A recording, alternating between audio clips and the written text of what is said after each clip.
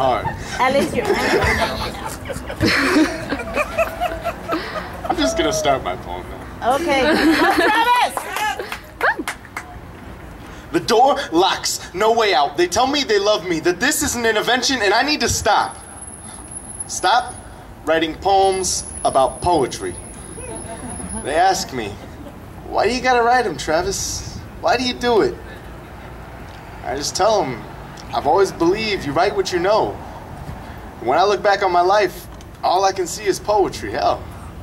I was raised by Emily Dickinson and Geoffrey Chaucer. Woo! I grew up being taught that the pen was mightier than the sword.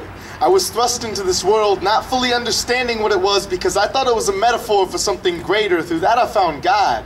Began sending my prayers to him through rhyme and verse, but soon that stopped filling the gap between my heart and my soul, so I had to take new measures. Started taking my poetry intravenously, tried to just take it recreationally, but it took hold of me and produced new work. I lost control and gained an addiction. I'd go on 72-hour poetry binges. I ended up with a 40-page epic that I don't know how to end. I got my fix whenever and wherever I could. I shut up in the library, in the bookstore, in the park, even did it once in a public bathroom stall. The results of that horrific incident is now plastered on the interior of every stall in the nation. It reads, here I sit, broken-hearted, came to shit, but only farted.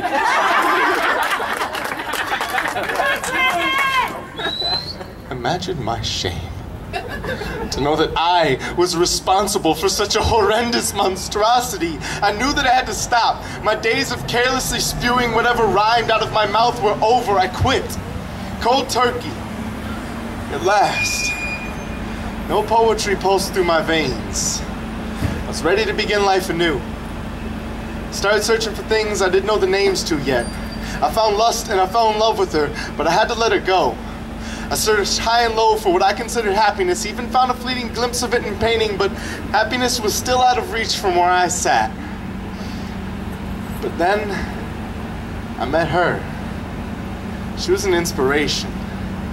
Turned into an idea with benefits, and then our souls melted together and she became my muse. Had me writing verses again within a week, competing in slams again after a month, and a year into it, you know what she did? She broke my heart, knowing all too well what we poets do when we get our hearts broken. That's right, we write a poem about it.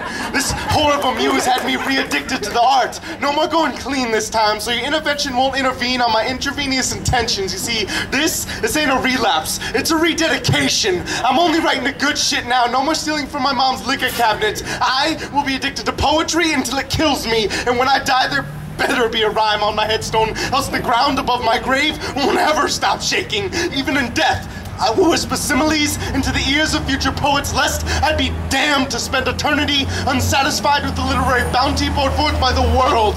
Poetry is my life and my death, and you have the gumption to ask why I write poems about poetry?